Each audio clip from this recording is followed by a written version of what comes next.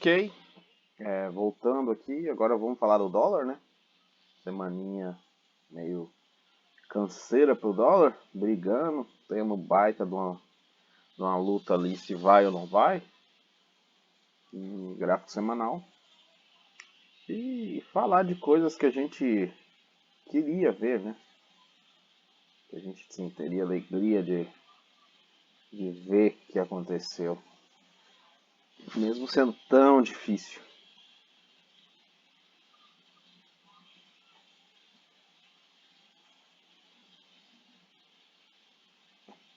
Que seria o quê? Seria basicamente o dólar voltar para a região da linha, encostar nela. Infelizmente, se isso acontecer, a probabilidade é dele ganhar muita força para fazer essas incríveis pernadas para cima, e aí a gente estaria falando de dólar a preços extremamente valorizados, o que não é bom, mas fazer o que, né? A gente não manda no mercado. O mercado é único, o mercado é dominante e não tem essa de você querer que o mercado faça uma coisa que o mercado não quer fazer ele. Ele manda, você simplesmente obedece se tem juízo. Mas vamos falar assim de quando o dólar quebra uma tendência, certo? Nesse ponto aqui, por exemplo, o dólar extrapolou para cima, foi igual um foguete Sputnik, subiu até dizer chega. Mas quando ele corrigiu, tivemos essa queda. Vou colocar mais ou menos aqui. Vou deixar esse período. Se uma coisa dessa acontecesse, a gente estaria falando de dólar a 3,70, 3,50. Porque eu, na minha humilde opinião, acharia maravilhoso, porque as pessoas estão sofrendo com o dólar caro, a inflação está aí, os preços dos produtos estão muito elevados, o risco Brasil não está bom, o desemprego é afetado sim por dólar caro. Então a gente não quer ver o cenário de dólar caro igual Venezuela, Bolívia, isso é um suicídio econômico, vamos dizer. Mas também a gente não pode não fazer o outro lado, né? Como pessoas que olham e avaliam o gráfico, que seria uma coisa mais ou menos assim, extremamente perigosa para o país. Seria dólar a 9. Sendo otimista, se romper para cima, dólar a 8, 7. Ou seja, se a gente perde esse controle aqui do 5 e vai para o 7, 7-1, vamos dizer assim, só que na nossa moeda, é bem provável que tenhamos que trocar a moeda, que vá ser feito um outro plano para salvar o Brasil da inflação. Então, teríamos sérios problemas com isso. Você tem que estar preparado para os dois cenários. O cenário de correção, onde a impressão maluca de dinheiro dos Estados Unidos crucificou a moeda deles. E isso seria bom para o nosso país, né? E um cenário onde, infelizmente, mesmo tendo imprimido trilhões de dólares, o Brasil não tem força para brigar com o dólar. Só lembrando que o Brasil tem força para brigar com o dólar. Um dólar já valeu, sim, pasmo, já valeu 86 centavos de real. Quer dizer, R$1 comprava 86 centavos de dólar. 90, 1 e 2, 1 e 10. Entendeu? A gente já chegou nesses patamares. Já tivemos momentos bons. 1,50, 1,50. E até mesmo no topo da saudade, né, gente? E até mesmo no topo que a gente aqui nesse período aqui estava totalmente maluco. E provavelmente deveria estar todo mundo querendo comprar dólar. Aí já dá saudade, né? Se a gente for olhar. Olha a diferença. Quanto teria que cair para chegar no topo antigo? 25%. Um cenário perigoso para nossa economia. Se a gente fazer o bom e velho Fibonaccizinho da vida, né? É mais ou menos onde teria que corrigir. Poderia ser uma correção mais bruta? Sim, poderia. Mas aí depende muito do cenário e do medo, da euforia. Mas não me assustaria se o dólar chegasse a bater no segundo ponto, ou no 618. Sério, não seria uma coisa que duraria. Seria aquelas quedas, poucos dias, poucas horas de venda extrema de dólar. Depois, aí o mercado estaria totalmente com força para voltar para o topo e romper, e aí só Deus sabe o que pode acontecer, né? Mas então assim, você tem que estar preparado com o dinheiro em mãos e um pouco já comprado para os dois cenários. Dólar a 3,80, R$ 4 e dólar a 8,50, R$ 7. Então você não pode ter, como é que eu posso dizer, o receio de querer ter dólar e também não pode colocar todo o seu capital em dólar, certo? Porque você tem que estar preparado para dois possíveis cenários, onde três hipóteses são plausíveis. O preço lateralizar por um grande período, o preço cair rápido ou cair em um longo período, ou o preço explodir para cima. Então você tem que ter a mente que, infelizmente, não existe certeza. Ninguém pode chegar aqui para você e fazer um quesito de certeza absoluta que as coisas vão ser assim. Uma pessoa sábia, ela guarda mantimentos na sua casa, não porque ela tem medo de que as coisas vão valorizar e o poder de compra dela vai diminuir. Não. Simplesmente porque é uma coisa sensata. Então, se você tem dólar, não é porque você acha que ele vai para a lua. Nem porque se cair você perde. É porque você tem que ter uma coisa diferente na mão do que é só a nossa moeda. Então, dólar é uma possibilidade? Sim, é uma boa possibilidade. Por mais que tenha sido louca a impressão de dinheiro, maluca os planos econômicos, a situação exigia isso. É um período de nunca antes visto na história, né? 2020, até mesmo quem se achava inteligente, e até eu falei para um ser aí que queria ter 1 milhão em um ano. Você está preparado para fechar sua loja e ficar sem trabalhar? Porque assim, para você ter 1 milhão, você tem que, em um ano, ainda mais isso, você tem que estar preparado para qualquer uma maluquice. Eu lembro de eu falar isso pra pessoa e ela falou, não deu moral. Poucos meses depois, Covid. Mas seres que se acham inteligentes nem sempre são lógicos. Pelo contrário, eles querem dizer para as pessoas que são, mas não são. Então, você tem que ter ciência e competência para ter dólar, não esperando uma subida maluca, nem tendo medo de uma queda. Mas você tem que ter porque é uma outra moeda, é um outro ativo, é uma outra força de compra. Se ela desvalorizar, ok, eu estou ciente do problema, do meu prejuízo, entre aspas, de 30%, certo? Mas e se ela valorizar, eu também tenho total condição de que 30% é uma coisa até pequena para se colocar valorização no meio de um cenário como esse.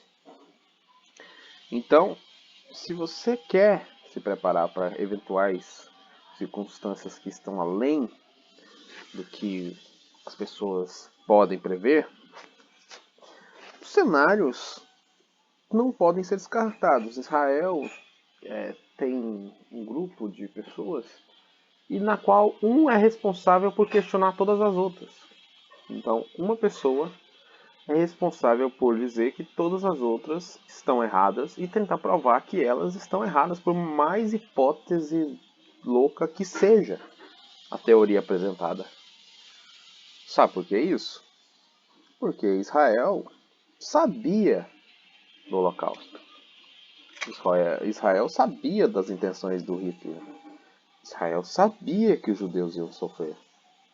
Israel tinha total compreensão de que se aqueles planos malucos lá saíssem do papel, milhares de judeus poderiam sofrer ou ser executados e morrer como foram, como acontecido, né?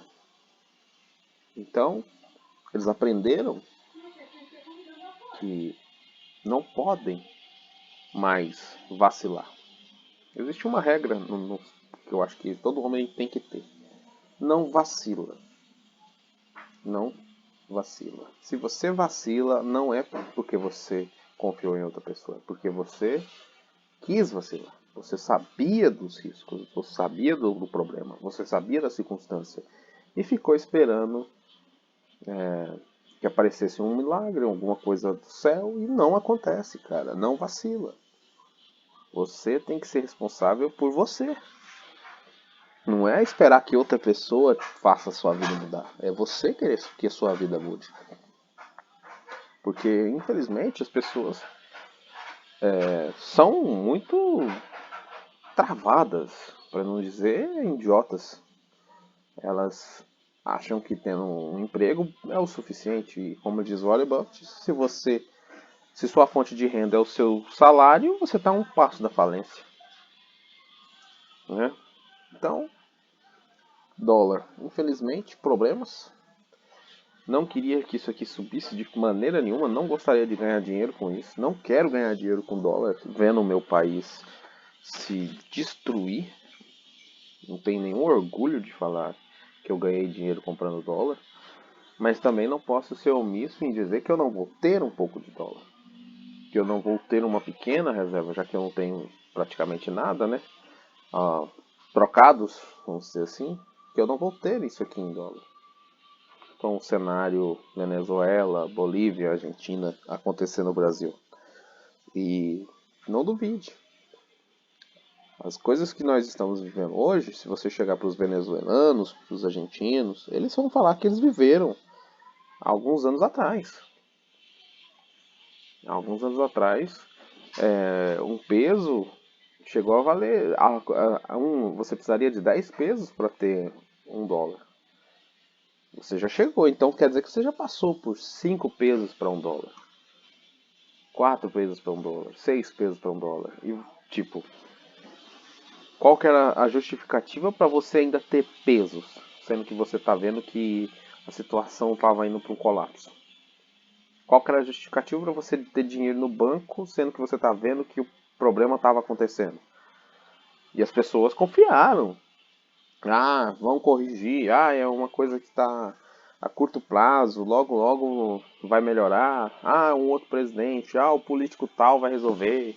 Não jogue a responsabilidade pelo sucesso para outras pessoas, porque na hora que você jogar a responsabilidade pelo fracasso para essas pessoas, elas não vão assumir. Então não jogue para uma pessoa o sucesso, porque ela não vai assumir o fracasso se isso acontecer. Ela não vai dizer que a culpa é dela. Pouquíssimos homens na história disseram: a culpa é minha. Entendeu? Então cabe a você que está ouvindo isso aqui assim, não sei o motivo que você está aqui, mas alguma coisa tem, ou sei lá, no que você acredita. Então se preparar para cenários de problemas econômicos, de desvalorização dentro dos Estados Unidos, da própria moeda, pelas políticas que eles aplicam, e de o Brasil ter um cenário pós o começo de crise econômica nível nunca antes encontrado na história. Uma troca de moeda, alguma coisa vai ter que ser feita, a atrelação do nosso dinheiro ao ouro.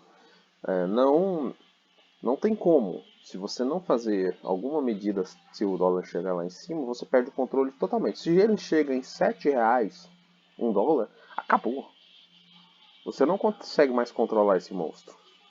Na verdade, se você for analisar, em 2002, novembro, alguma coisa foi feita dentro do cenário para nós termos um conserto da nossa economia, né, vamos dizer assim, de 45% e uma desvalorização do dólar de 61%. Mas agora vem a grande pergunta. Aqui atrás é Gustavo Braga, presidente do Banco Central. Cara formidável. Aqui eu não sei o que aconteceu. Não me lembro. Aqui eu também não sei o que aconteceu, mas com certeza 9 está envolvido. Os entendedores, números bastam. E estocamento de vento. Então, você tem esses cenários aqui e não tem como. Ou sobe, desce ou empata. Se empatar, você vai perder? Não. Se cair, você vai perder? Sim. Mas qual que é o prejuízo seu? 30%. E se subir? Quanto vai ser seu lucro? Só lembrando, não se gabe de ter comprado dólar agora. Se você ver esse vídeo e está comprando, não se gabe. Você está só salvando a sua família de uma possível situação caótica. Mas não é nenhuma coisa que você deveria ficar feliz. Pelo contrário. É um cenário onde as pessoas vão passar fome, onde o desemprego vai estar rolando, a criminalidade vai estar em alta. E não é muitas vezes porque as pessoas querem. Tem muitos pais de família que não querem roubar. Mas se vê o filho passando fome, eles vão roubar. Pode ter certeza disso. E você não pode chegar para ele e dizer que ele está errado porque ele te roubou. Porque você talvez não tenha um filho morrendo de fome na sua casa. Entende isso? Então, cenário de dólar, é necessário ter prudência de ter, não investindo 100% de forma nenhuma, nem mesmo colocando 40%, 30%, um pouco. Se caso você vê que realmente perdemos o controle e aqui para cima vai acontecer, você começa a entrar um pouco mais forte. Se você vê que está caindo, você começa a comprar mais. Se você compra barato, você vende caro. Essa é a regra. Se você compra um iPhone, sei lá, de última geração e conseguir uma maneira dele valer para você R$ 3.000, você pode vender ele por 8.000 que você ainda está tendo lucro e as pessoas ainda estão felizes de comprar por 8.000. Então o segredo do negócio sempre é e sempre será o comprar barato, vender caro. Quem comprou aqui e não vendeu, está vendendo hoje e pode até estar em queda, mas está vendendo extremamente caro. E é assim que o mercado funciona. Então caiu, compra, subiu, vende. Não tem segredo. Então, por hoje é só, né? Acho que o S&P vai acontecer daqui a pouco. O S&P está numa situação de extremo medo, né? Vamos dizer. Possivelmente eu estou esperando uma crise econômica. Sim, é algo em torno de 70%. Até 50%. Não me assustaria se a gente visitasse o fundo da Covid aqui, da pandemia, aquele pânico total. Porque, literalmente, esse gráfico está extremamente valioso. E se a gente jogar simplesmente Fibonacci, sem nenhum tipo de vergonha na cara, uma correção de nada, de 70%, não afetaria nem um pouco o histórico do gráfico. Pelo contrário, Seria até beneficiante para esse cenário do S&P, das 500 maiores empresas americanas, se isso acontecesse. Porque depois de crise temos extrema euforia nos mercados. Extrema ganância, extrema realização de lucros. Então eu acho que o preço sim, de todos esses pontos interligados que eu faço, tende a vir por mais ou menos aqui, nessa região. É onde eu começaria a pensar em comprar empresas fora e algum tipo de cenário desse tipo. Estou me preparando para isso. Estou preparando para, quando isso acontecer, ter excelentes oportunidades, já que provavelmente a gente pode estar vendo assim 50% de queda e coisas bem interessantes. Né? 50% de queda, cara, é quedinha de nada no S&P. 46%. 56% de queda para muitas pessoas é muita coisa, mas cara, não é. Olha, se você pegar esse aqui, 1929, né? Em 1929 a gente caiu 80%. E foi o apocalipse no mercado financeiro. Aqui, a gente vai colocar 45% no fundo da Covid. A gente está falando de 52%. Então, uma queda de 50% aqui não me assustaria, pelo contrário, acharia interessante. Uma correção natural do mercado. Nenhum tipo de caos mundial ou cenário destruidor de mundos, que nem todo mundo quer falar. Seria excelente oportunidade para pessoas que têm pouco tentarem mudar de vida. Não quero dizer para você ser rico, esquece ser rico. Bolsa, esse cenário gráfico não é para você ser rico. Isso é uma ilusão, esquece. Isso aqui não é para você ter fortunas e ser compra Ferrari, e comprar mansão, iate, que muitas vezes você nem vai usar essa porcaria e tal. Isso aqui é só para você ter uma perspectiva de uma renda, entendeu? E você ter uma valorização daquilo que você tem. Porque ninguém vai ficar rico com uma queda e voltando para o topo de 200%. Entendeu?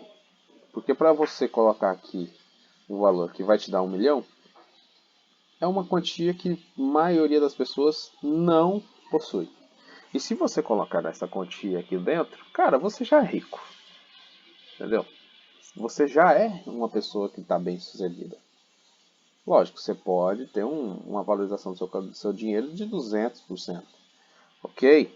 Totalmente viável dentro do contexto.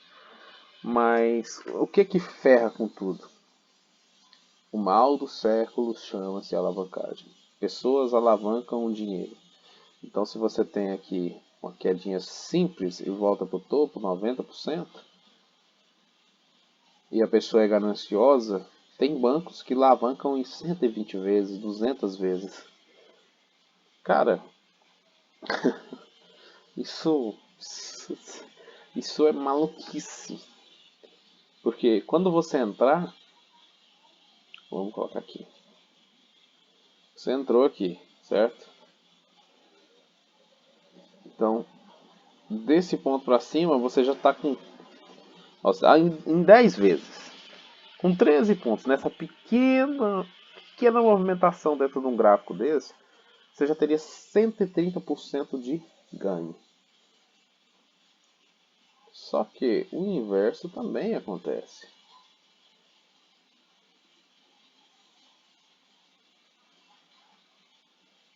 5, 10. Pronto. Você já teria sido estopado. Agora vamos observar esses dois pontos aqui, para ter uma referência.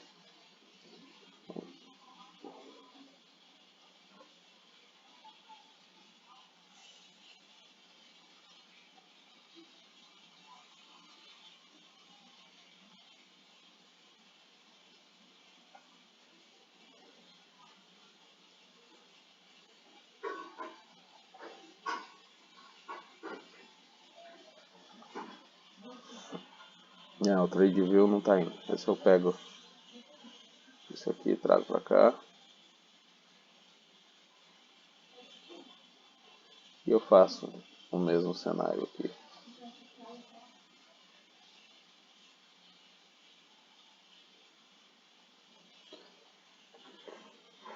De um lado você tem 130% de ganho e do outro lado você já era. Isso numa alavancagem de só 10 vezes. E aí? Vou dar um exemplo bem simples. É você pegar um revólver, botar uma bala, rodar ele e já sabe, né? Só que isso é em 10 vezes. Se você coloca isso em 20 vezes, com isso aqui você já está ferrado. Se você coloca em 100 vezes, com isso aqui você já está ferrado. Você já foi estopado, você já perdeu seu dinheiro. Acabou. Acabou. Não tem mais conversa. Seu dinheiro já era, já evaporou. Então qual que é a lógica? Qual que é a lógica de você fazer isso? Entendem? A não ser que você tenha informação privilegiada. A não ser que você seja extremamente foda. Cara, a melhor coisa que você faz na sua vida é não operar alavancado. Não mexer com nem de longe com alavancagem. Correr disso igual você pode imaginar o que corre na cruz. Porque vai te ferrar. Entendeu? Então, é isso. Tomara que tenha ficado bom, tomara que o áudio tenha saído, porque senão eu perdi meu tempo, porque infelizmente eu estou sofrendo aqui com microfones e tal. Meu sistema é bem precário. Como eu disse, eu sou pobre e infelizmente a sorte não me ajuda, nem muitas pessoas que eram para ser honestas não são, mas fazer o que, né? Pessoas são o que são e se acham inteligentes. Ah, só que não são, são insignificantes demais, só que não conseguem nem sequer reconhecer isso. É triste. Falou, galera.